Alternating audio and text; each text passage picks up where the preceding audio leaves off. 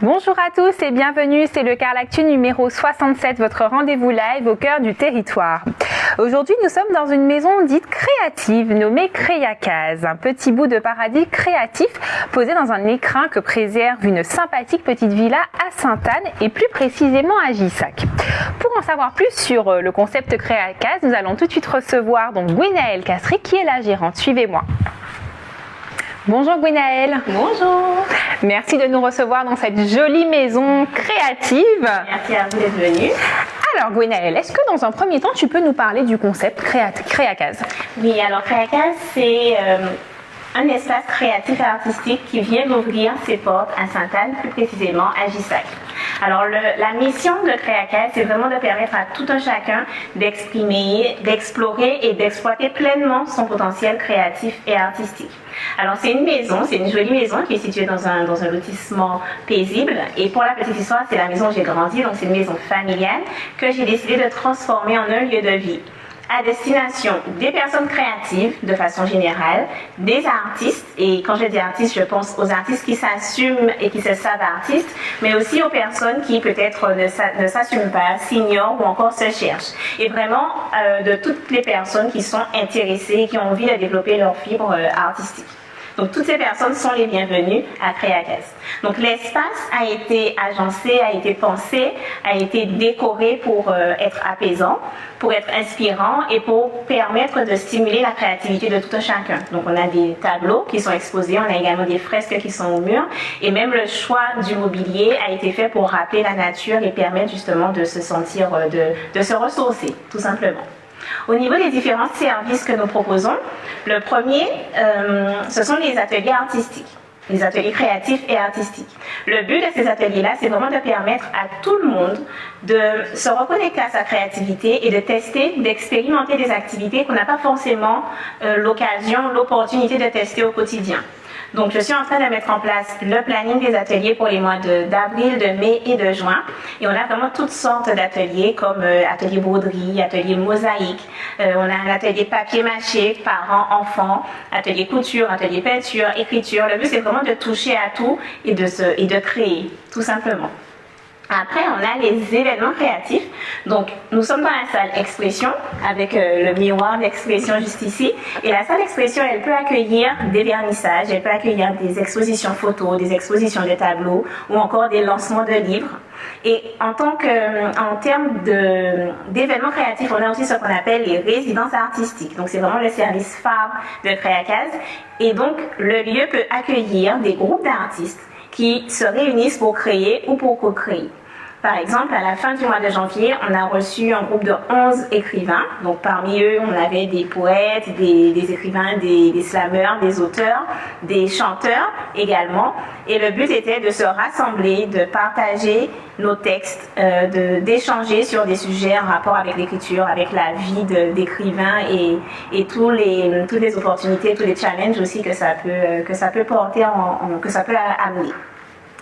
Donc voilà, ça c'est pour les résidences artistiques. Et on a ensuite ce que j'aime appeler l'accompagnement des artistes avec à la fois du coaching créatif, parce que j'accompagne aussi les personnes qui ont envie de se libérer de certains blocages créatifs, qui ont peut-être du mal à aller au bout de certains projets qu'ils ont en tête depuis plusieurs années. Donc on a ce côté coaching créatif et on a aussi des temps d'échange entre artistes sur des thématiques qui sont propres à la vie de l'artiste. Donc je suis en train de réfléchir à mettre en place, donc c'est la toute première fois que je le dis en plus, donc c'est vraiment l'avant-première, des temps d'échange avec par exemple la santé mentale chez l'artiste, comment gérer la visibilité ou la célébrité quand on est artiste, etc. Et pour finir, on peut aussi privatiser les différents espaces de Créacase pour organiser ces événements. Donc on a cette salle-là qui est la salle commune, mais on a aussi après ce que j'aime appeler des bulles créatives. Donc ce sont de plus petits espaces à l'intérieur et également à l'extérieur. Donc je vous ferai découvrir tout ça lors de la visite. On a hâte de voir tout ça en tout cas. Gwenaëlle, est-ce que tu peux nous parler un petit peu de la partie artiste? Alors comment ça se passe? Un artiste nous regarde et est intéressé pour notamment exposer, on va dire. Comment il peut faire? Il te contacte, comment ça se passe exactement? Et ensuite on fera deux questions en un. Globalement, tes artistes sont originaires des Antilles, de Guadeloupe, sont plutôt des artistes internationaux. Est-ce que tu peux nous parler des artistes de la Maison Créative Créacase? Pour la première question, donc si un artiste est intéressé, que ce soit pour faire une résidence, pour exposer ou pour organiser un atelier, il faut tout simplement me contacter. Donc ça peut être par téléphone, ça peut être sur Instagram, ça peut être sur Facebook. Et donc la première chose que je ferai, c'est d'inviter cette personne à venir sur place et on va convenir de rendez-vous sur place. Parce que j'ai vraiment envie que la personne puisse se projeter, puisse visualiser un petit peu ce qu'elle pourrait faire. Et ensuite, on discutera de ce qu'on peut mettre en place. Donc c'est très très simple au niveau de la prise de contact. Et ensuite, pour la deuxième question, alors les artistes qu'on a eu jusqu'à maintenant, ce sont des artistes guadeloupéens. Mais le but, et d'ailleurs c'est la vision des Créacase qui est exposée sur nos différents réseaux, la vision des Créacase c'est de devenir la plus grande communauté créative et artistique de la Guadeloupe et de la Caraïbe. Donc le but c'est que vraiment on puisse avoir des artistes de la Caraïbe qui viennent et créer vraiment des liens. Donc ça se fait, ça commence à se faire, ça se fait de plus en plus et donc Créacase voudrait vraiment continuer à permettre ces ponts entre la Guadeloupe, la Caraïbe et puis le monde de façon générale. D'accord, très bien. D'où t'es venue? Est-ce qu'on peut te demander, voilà, d'où t'es venue cette idée? Est-ce que tu as toujours été une créative dans l'âme? Est-ce que tu es toi-même artiste? Est-ce que tu peux nous en dire un petit peu plus sur ce concept? Ok, alors ça c'est la question qu'on me pose souvent. D'où m'est venue l'idée? Alors, dans mon métier, donc où j'accompagne des personnes, j'accompagne à la base des personnes qui ont envie de changer de métier. Donc j'ai commencé avec ça avant de bifurquer vers le coaching créatif. Et dans mes accompagnements, j'avais souvent des clients qui étaient eux-mêmes créatifs. Et quand je discutais avec eux, je me rendais compte qu'ils avaient tous les mêmes challenges et les mêmes problématiques. Donc ce qui revenait, c'était le fait d'avoir la difficulté d'avoir un espace pour créer, donc à la fois un espace physique et un espace mental, donc de se mettre dans les bonnes conditions pour créer. C'est aussi de se demander de se dire que finalement artiste c'est pas forcément un vrai métier, de se demander que vont penser les autres. Et puis quand on devient artiste, il y a aussi le côté vulnérabilité qui entre en jeu parce qu'on donne de soi, on s'expose, etc. Et quelles que soient les disciplines, je me suis rendu compte que les gens avaient souvent ces mêmes challenges et ces mêmes défis qui résonnaient aussi en moi parce que oui, je suis poétesse, j'écris des poèmes et je fais aussi du théâtre. Et donc toutes ces problématiques-là, je les connais également.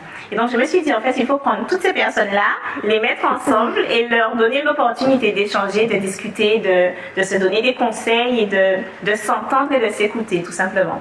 Donc l'idée est partie de là. Au début, j'imaginais plutôt peut-être un bar où on organiserait des after-work artistiques, etc.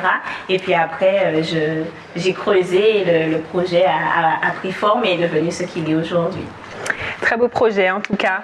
Donc du coup, tu es toi-même artiste. Est-ce qu'on peut suivre tes poèmes quelque part? Est-ce que tu les regroupes sur une page Facebook, Instagram? Est-ce qu'on peut en savoir un petit peu plus sur ta pratique? J'écris principalement des poèmes en créole et ils sont disponibles sur Instagram, donc sur la page Parole Latififol. Donc c'est là où on retrouve tous mes poèmes et je suis aussi en train de les rassembler pour pouvoir créer un recueil de poésie en créole. Donc dans quelques mois, vous devriez en entendre parler. On a hâte en tout cas.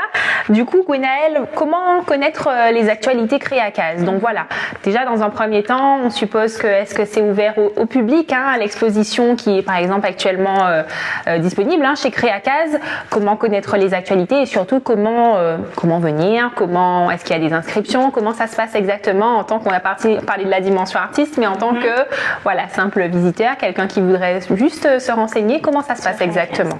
Alors pour l'instant, Créacase est ouvert seulement sur réservation, donc quand les personnes réservent pour des événements, quand on a des vernissages, quand on a des expositions. Ça c'est vraiment pour la partie organisation, on va dire, d'événements.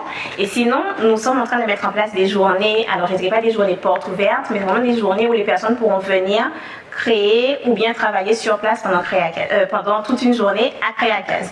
Donc ce sont les Créa Days, on les appelle les Créa Days, et le tout premier c'est ce vendredi 3 mars, donc de 8h à 18h. Donc pour connaître les jours où Créacase finalement est ouvert à tout le monde, il faut tout simplement nous suivre sur Instagram. Donc notre Instagram c'est Créacase, Kreyakaz, ou alors sur Facebook c'est Créacase, la maison créative. D'accord. Très clair. Et enfin, on l'a un petit peu précisé en début d'émission, donc nous sommes à Sainte-Anne à Agissac. Donc comment se rendre à Créacase, comment donc contacter, tu l'as déjà dit un petit peu par le biais des réseaux sociaux, mais voilà, je suis intéressée pour éventuellement venir, l'adresse exacte, comment ça se passe exactement? D'accord, alors c'est au 430 rue de Bois-Campêche à Agissac à Sainte-Anne. Donc en général, tout le monde connaît le lycée de Agissac. Donc quand on sort de Sainte-Anne, on dépasse le lycée de Agissac et on prend l'entrée sur la droite. Donc c'est l'entrée en direction de Bois-Jolant. Et à ce moment-là, il faut seulement regarder sur sa gauche. Il y a une première entrée qui s'appelle Bois-Campêche. C'est pas celle-là, c'est la deuxième entrée Bois-Campêche parce que ça fait un U. Donc se rappeler de la deuxième entrée Bois-Campêche. Et ensuite, c'est la grande maison avec une très grande fresque sur la barrière. Donc normalement, on ne peut pas la rater. On ne peut pas la rater, on vous confirme. Très très jolie fresque. Avant de terminer, Gwenaëlle, sur la partie interview, et avant même que tu nous présentes aussi la maison créative, est-ce que tu souhaiterais faire passer un message, que tu souhaiterais apporter quelques mots avant qu'on clôture cette partie? Alors, c'est vrai que le message que j'ai envie de faire passer, que je rappelle vraiment à toutes les personnes qui viennent à Créacase, c'est que la créativité, pour moi, c'est vraiment ce qui nous permet de prendre soin de nous. Et au-delà de la discipline, donc c'est-à-dire de l'écriture, de la peinture, etc., pour moi, ce qui est important, c'est ce que la créativité peut nous permettre de faire et à quel point c'est un outil de développement personnel et professionnel. Donc, c'est vraiment mon cheval de bataille, c'est vraiment ça. Au-delà de la pratique artistique en elle-même, c'est se reconnecter à sa créativité pour pouvoir reprendre finalement le pouvoir sur sa vie et se réconcilier avec son pouvoir créateur. Donc, toutes les personnes qui arrivent ici, je leur dis de déposer toutes les croyances selon lesquelles je suis pas créatif, ça c'est pour les autres, moi je ne sais pas faire. Ici vraiment tout le monde est créatif et tout le monde peut jouer en fait avec les arts. On a tous une part de créativité en nous, donc Exactement. ici c'est le bon moyen de pouvoir le développer, tout simplement. Merci en tout cas Gwenaëlle pour toutes ces informations et on va peut-être te suivre maintenant pour la petite visite. On te suit, c'est parti. Donc, comme je disais, ici c'est la salle expression. Avec, donc je le répète encore, le miroir d'expression, le rituel, c'est à chaque fois qu'on passe devant de faire un petit geste, une petite grimace, on fait quelque chose pour s'exprimer. On fait coucou. Voilà. Vous avez compris. Et ensuite, nous avons les bulles créatives. Alors ici, c'est la bulle flow artistique que vous pouvez voir ici. Et je vous invite à montrer le merveilleux très joli, plafond. Donc, très ça a joli été plafond. réalisé par Angèle, qui me suit depuis le début de cette aventure Créacase. Magnifique. Et donc nous avons un bureau, 2 sièges. Donc c'est une salle où on peut venir pour se ressourcer, pour écrire, pour dessiner, pour créer, pour recevoir du monde, recevoir les clients. Donc c'est vraiment une salle qui est polyvalente. Et nous avons un lit qui est camouflé juste ici et donc les personnes peuvent rester sur place dans le cadre de résidence artistique. Très belle pièce. Et ensuite, nous avons l'espace Pensée créatrice qui, pour la petite histoire, était ma chambre d'enfant. Et là, on a la fresque qui a été réalisée par Oran. Donc, Oran qui a été en exposition ces derniers temps. Magnifique. Elle a baptisé cette fresque Pensée créatrice et j'ai décidé de garder le nom. Donc ici, c'est un peu le même esprit. On peut dormir sur place. Donc, on a un canapé lit. Et puis, la journée, on peut recevoir ses clients. On peut venir pour travailler, pour créer, etc. Très belle pièce également. Merci beaucoup. Donc voilà, ensuite nous avons une salle de bain, nous avons des WC et on a la dernière bulle qui est aussi mon bureau et qui s'appelle Héritage. Donc c'est l'espace où moi je reçois mes clients en coaching et c'est un espace que je mets aussi à disposition des visiteurs lorsqu'il y a des résidences artistiques. Très bien. Voilà. On va ressortir par là, comme ça change un petit peu. Donc là, on a le jardin, donc c'est un espace qui est mis à disposition aussi. Quand on a des ateliers, par exemple, les gens peuvent profiter de l'extérieur.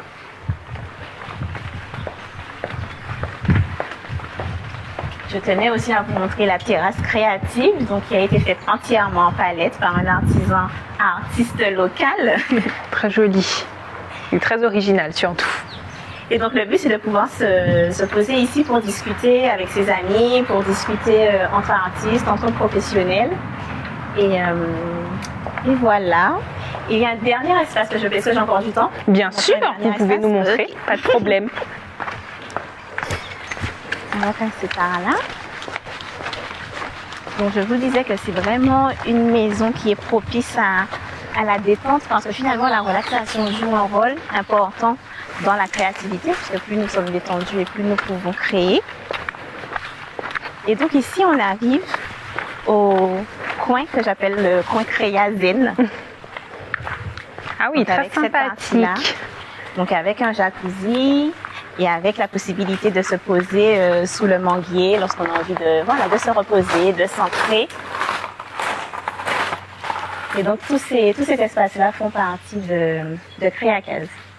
Très intéressant. On a vraiment pas mal de dimensions en fait. Au final, c'est vraiment une maison créative bien complète. Voilà, c'est ça. De A à Z. En tout cas, on a été très contents, Gwenaëlle, de découvrir la maison Créacase, la maison créative Créacase. Très jolie maison et on te laisse, si tu le souhaites, inviter tout un chacun et voilà, à suivre nos actualités puisque donc là, c'était vraiment le temps que ça se mette en place. Mais à partir de maintenant, on aura vraiment des ateliers régulièrement, des événements régulièrement, des expositions également. Donc, suivez-nous pour pouvoir être tenus au courant de toutes ces belles choses. Merci à vous. Merci à toi, Gwenaëlle, de nous avoir reçus dans cette jolie maison, de nous avoir permis de découvrir ce concept innovant et qui est tout récent et on invite tout le monde à suivre et nous, en tout cas, on va suivre de très près. En tout cas, merci encore d'avoir été notre invité du jour et on te dit donc à bientôt. Merci beaucoup. À bientôt. Quant à nous, nous allons poursuivre avec la une du jour que vous pouvez retrouver juste ici. Les 25 et 26 février dernier se sont déroulés les championnats de France cadet et junior en salle d'athlétisme à Lyon. C'est dans une salle portant le nom de l'illustre champion français de 400 mètres S Stéphane Diagana que la ville du Gosier était représentée par Émilie Montou, licenciée du Gosier Athletic Club. Donc ce fut un week-end fructueux pour la jeune athlète qui, après avoir réalisé le 3e temps des séries en 57-65, lors de la première journée, son record pulvérisé est porté à 56-64 au bout des 2 tours de piste en salle dès le lendemain. Émilie Montou se hisse donc à la 3e place, synonyme de médaille de bronze en explosant au passage son meilleur temps personnel.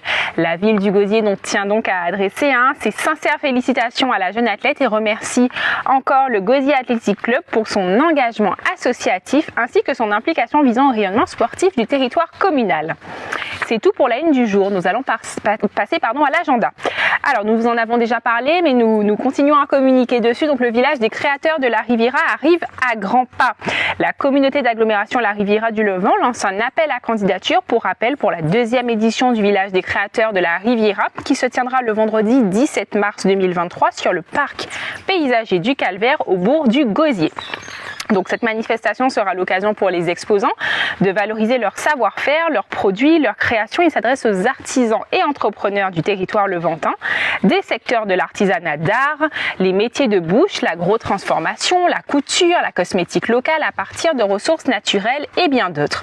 Donc n'hésitez pas à vous inscrire, vous avez jusqu'au 10 mars où vous pouvez vous inscrire par mail à l'adresse entreprendre@rivieradulevant.fr. Pour votre second rendez-vous à noter dans votre agenda, donc nous allons vous parler des permanences de l'exposition des cafés à l'Arawak. Donc les cafés de l'Arawak vous invitent à découvrir l'exposition de la femme noire de Nicole Kobi ce vendredi 3 mars 2023, donc de 18h à 22h et ça se passe à l'hôtel Arawak, donc une expérience qui est à ne pas manquer.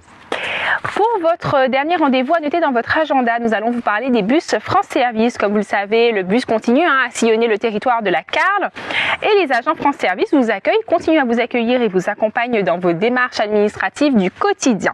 Donc les prochains rendez-vous à noter sont celui de demain où le bus sera au Gosier, donc plus précisément à Port-Blanc, sur le parking de l'école de 8h à 13h. Le lendemain, ce sera à Sainte-Anne que le bus sera positionné, donc à French Terrain de Foot, sur le terrain de foot, donc le jeudi 2 mars. Et enfin, pour le dernier rendez-vous de la semaine, ce sera à Saint-François. Le bus sera positionné à Pont-Biré, derrière l'église, et ce sera donc le vendredi 3 mars de 8h à 13h. C'est tout pour le Carl Actu du jour. Nous avons fait le tour. Je vous retrouve pour un prochain Carl Actu sur notre site de la Riviera du Levant pour votre rendez-vous live au cœur du territoire. Merci beaucoup et à très bientôt.